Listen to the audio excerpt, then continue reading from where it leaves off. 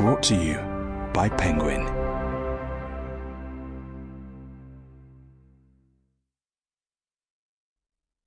A Blink of the Screen.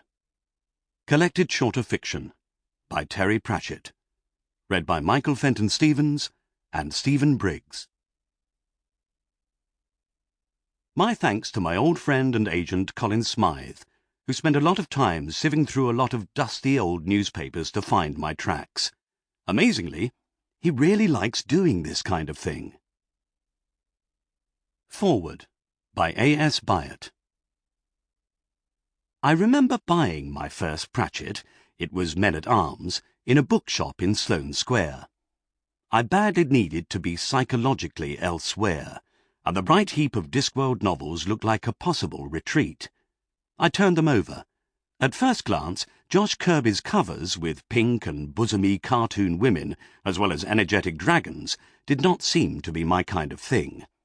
I think what persuaded me was the word Ankh-Morpork. Anyone who could think that up was a real writer. And a Discworld had been part of my childhood. There was an illustration in the book of Norse myths I had, of an Indian myth, of a world balanced on 4 elephants on a giant turtle surrounded by a snake. I took the book home, read it without stopping, and was hooked. I bought all the books and read them in order.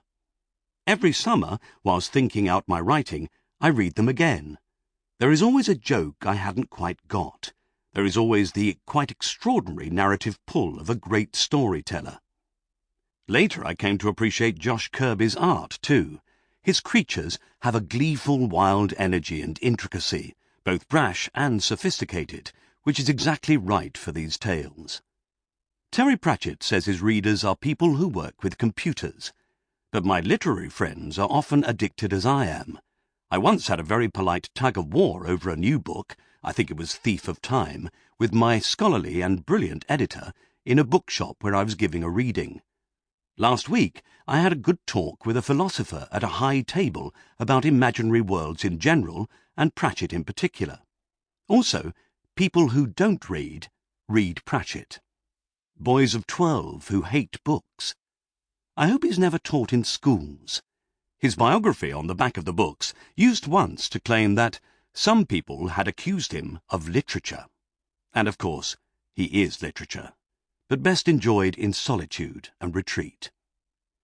J.R.R. Tolkien used the term secondary worlds to describe fictive, inventive worlds with their own creatures, geography, history, people.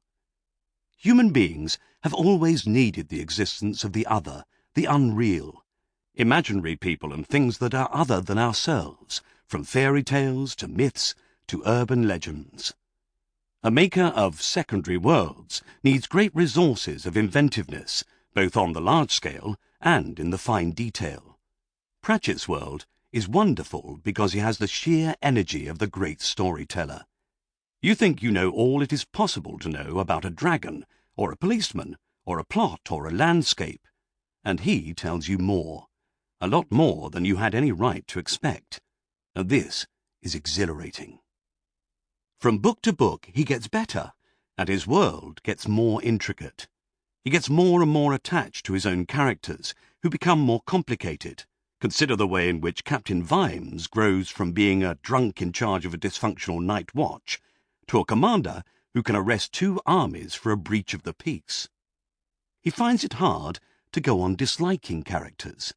He can invent irritating minor forms of life, an imp that operates a gooseberry, or disorganizer, belonging to Vimes, which is redeemed by the discovery that it can do the office accounts. An accountant called A.E. Pessimal, sent to inspect the watchman, who turns out to be a hero. Wikipedia constantly illuminates Pratchett. I didn't know that the word pessimal means bad to a maximal extent, or most wanting in quality or value. But he can do real evil too. Take Mr. Pym, the villain in The Truth, or the chief quisitor, Vorbis, in Small Gods, both with the ferocious single-mindedness, true cruelty, and narrow vision which can't change. As Tolkien says, secondary worlds must be coherent. There is a risk of the... Sample complete. Ready to continue?